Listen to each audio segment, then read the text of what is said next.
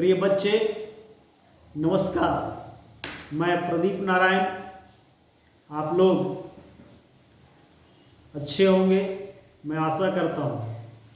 और आज आपकी फर्स्ट बुक फ्लेमिंगो की छठवीं जो अंतिम पोएम है, आंट जेनिफर्स टाइगर्स, पोएटेस का नाम है एड्रीनी रिच।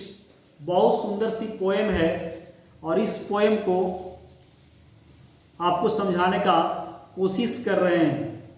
पोएम का टाइटल है Aunt Jennifer's tigers. Aunt means चाची, चाची का नाम है जेनिफर और उसकी कुछ टाइगर्स हैं, बाघे हैं।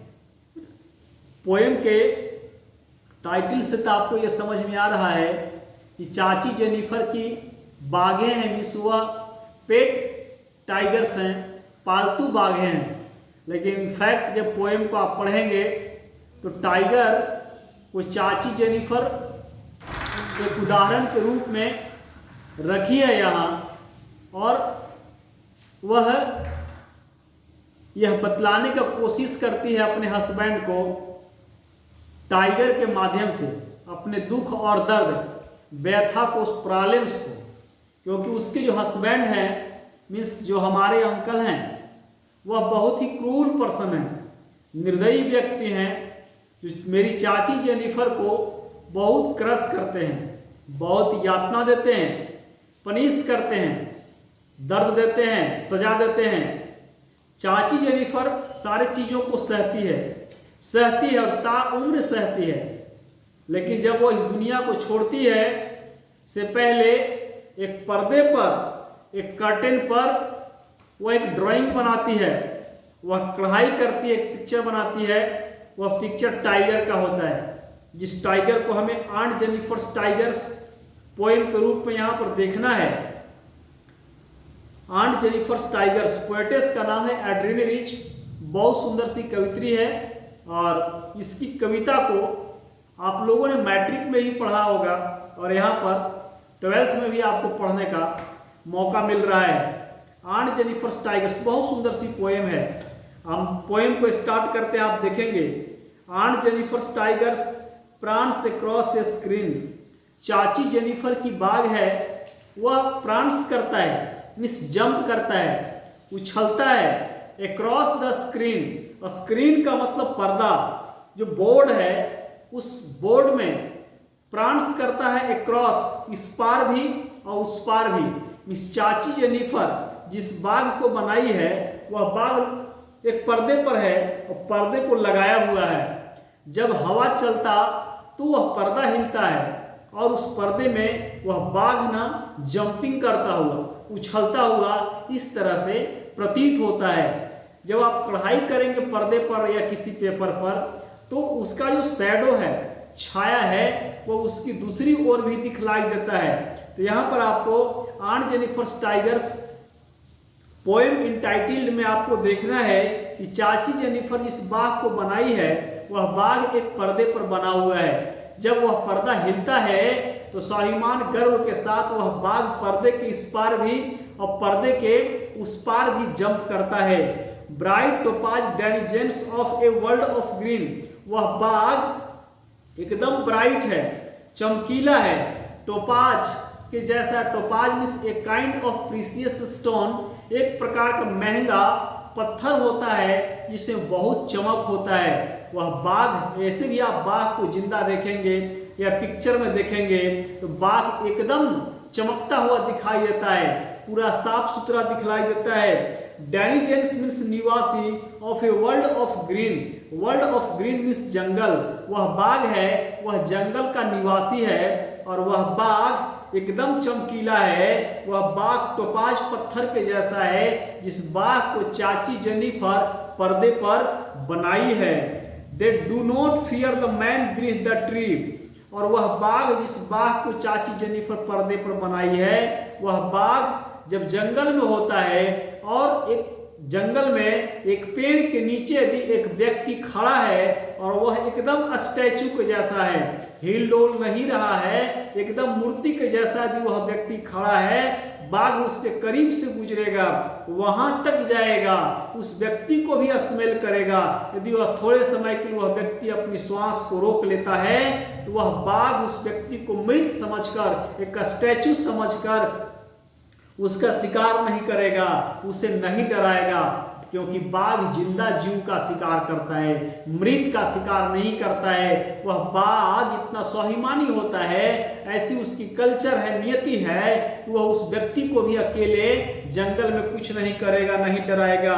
दे pace in sleek chivalric certainty, और वह बाघ, जिस बाघ के बारे में आप यहाँ पढ़ रहे हैं या जिस बाघ को आप जानते हैं, वह बाघ पेश करता है, इस बहुत भारी कदम से एकदम आराम से अपने पैर को रखता है, दूसरे को पैर को रखता है, फिर आगे रखता है, फिर आगे रखता है, फिर आगे रखता है। इस हिसाब से बहुत निर्भीक, निडर होकर के वह बाघ जंगल में या रात में कहीं भी चलना हो, अकेले चलना हो, तो भी वह बाघ एकदम आराम से, एकदम गर्व के साथ, जैसे एक राजा चलता है वैसे बाघ अकेले चलता है। वह नहीं डरता है, न तो रात से, न तो दिन से, और न ही किसी दूसरे जीव और जंतु से, एकदम स्वाभिमान के साथ चलता है। Aunt Jennifer's fingers fluttering through her wool find even the ivory needle hard to पुल।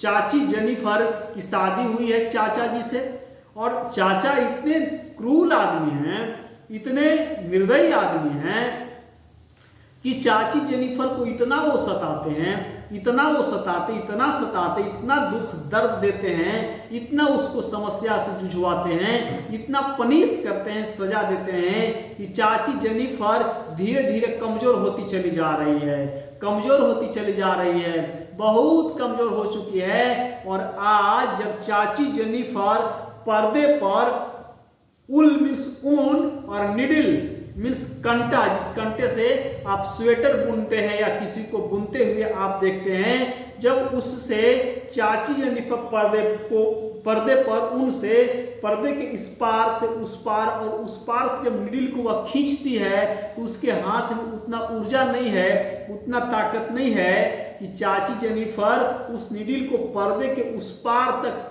गोभ सके और उसे पुल कर सके, खींच सके। जब ऐसा कुछ वह करती है तो उसके जो उंगलियां हैं, उसके जो हाथ हैं, वो फ्लूटेरिंग करता मीन्स कांप रहा होता है। चाची के जो हाथ हैं वह कांप रहे होते हैं। चाची बहुत कठिनाई महसूस करती है उस निडिल को खींचने में। The massive weight of uncle's wedding band sits heavily upon Aunt Jennifer's hand, और ऐसा कठिनाई सिर्फ इसलिए महसूस करती है क्योंकि आंटी का अंकल के साथ से वेडिंग हो चुका है, सगाई हो चुका है, और इस वेडिंग, इस सगाई के महत्व को अंकल नहीं समझ पाते हैं, सिर्फ आंटी समझती है। Aunty is a husband devoted lady, चाची जेनिफर एक पतिव्रता महिला है और वह एक पत्नी के जिम्मेवारी दायित्व को बढ़िया से जानती है। वह जानती है कि हस्बैंड के द्वारा दिया जाने वाला हर एक जो पनिशमेंट है, हर एक शब्द है, उसका पालन करना एक पतिव्रता महिला का प्रथम कर्तव्य होता है, क्योंकि एक पतिव्रता महिला के लिए पति परमेश्वर के जैसे होते हैं, परमेश्वर मीन्स भगवान के जैसे होते हैं, इसीलिए वह भगवान के रूप में, स्वामी के रूप में मानती है, और पति के द्वारा दी जाने वाली हर एक कष्ट यातना को वह अपना सौभाग्य, किस्मत या नियति या बंधन, जिस रूप में आप बोलिए, वह उस रूप में समझ करके उसे वह स्वीकार करती है, उसे वह एक्सेप्ट करती है। और चाचा ने सगाई के दरमियान चाची के जो हाथ में बैंड पहनाया था, जो रिंग पहनाया था, जो अंगूठी पहनाया था, जो चूड़ियां पहनाया था, उस चूड़ियां के महत्व को चाची बढ़िया से जानती है। और वह यह जानती है कि यह जो बैंड है, चूड़ियां है, यह जो रिंग है, यह अंगूठी है, shows the unbreakable relation between husband and wife, एक पति और एक पत्नी के बीच यह जो अंगूठी है सगाई के दरमियान का, वह अटूट संबंध को दर्शाता है, उसका वह सिंबल है, उसका वह चिन्ह है, उसका वह संकेत है। चाची इस बात को बढ़िया से जानती है और वह इतना भारी है, इतना भारी है कि वह उसकी उंगली में या उसके कलाई में वह बैठा हुआ है। इनफैक्ट जब आप उसे तौलेंगे तो वह सच में भारी नहीं है, बहुत हल्का है, लेकिन उसका महत्व, सामाजिक महत्व इतना भारी है जिसको चाची समझती है उस महत्व को, और वह सच में बहुत भारी है, अनब्रोकेबल है, अटूट बंधन को वह दर्शाता है। इस महत्व को सिर्फ चाची समझती है, अंकल तनिक भी नहीं समझते हैं। यदि अंकल समझते तो हमारी चाची को इतना यातना, दुख और दर्द नहीं देते और चाची आसानी से उस नीडल को पर्दे के इस पार और उस पार वह कर लेती और वह कढ़ाई का काम बहुत खुशी खुशी से करती है। लेकिन वह बहुत दुखी चाची है और एक नीडल तक को वह नहीं खींच पा रही है और न अंदर उसे कर पा रही है, समझना है। और वह चाची जेनिफर के हाथ में वह जो रिंग है, वो बैंड है, बैठा हुआ है और वह बहुत भारी है। इस महत्व को चाची सिर्फ समझती है। When aunt is dead, her terrified hands will lie। अब इस प्रकार चाची अंकल के द्वारा दी जाने वाले दुख और यातनाओं को सहते सहते वह बेचारी इस दुनिया को छोड़ जाती है। उसके हाथ एकदम इस प्रकार लाई है, पड़े हुए हैं, और still ringed with ordeal she was mastered by. और जिस ऑर्डिल के द्वारा, जिस चिन्ह के द्वारा चाची जेनिफर को सताया गया, जिस बैंड के द्वारा या जिस रिंग के द्वारा चाची जेनिफर को अंकल अपने अधिकार समझकर कि यह मेरी पत्नी है, हम इसे कितना ही कष्ट देंगे, दुख दे सकते हैं, दर्द दे सकते हैं, सजा दे सकते हैं, यह कुछ नहीं कर सकती है। जिस ऑर्डिल के द्वारा, जिस दुश्चिन्ह के द्वारा चाची को सजाया गया, सताया गया, आज जब चाची इस दुनिया में नहीं है के बाद भी चाची के हाथ में वह ऑर्डिल्स आज भी दिखलाई देता है। The tigers in the panel that she made will go on prancing proud and unafraid। लेकिन चाची जिस आर्ट को बनाई है, जिस कला को बनाई है, जिस बाग को वह पर्दे पर बनाई है, आज भी वह पर्दा है, आज भी वह कला है, आज भी वह बाग है, और उस बाग को डाइनिंग हॉल में या किसी गेस्ट रूम में लगाया गया है। जब हवा चलता है तो वह बाग स्वाभिमान के साथ उछलता है, वह बाग जंपिंग करता है, वह चमकता हुआ बाग है, वह ताकतवर बाग है, वह बाग अनअफ्रेड है, वह बाग नहीं डरता है और किसी से नहीं डरता है, इवेन उस अंकल से भी नहीं डरता है जो अंकल हमारी चाची को पनिशमेंट पर पनिशमेंट दिया करते थे, आंटी को बहुत सताया करते थे। उस अंकल से भी वह बाघ नहीं डरता है, क्योंकि बाघ एक स्वाभिमानी जानवर है, बाघ एक निर्भीक जानवर है, वह अनअफ्रेड बाघ रहता है।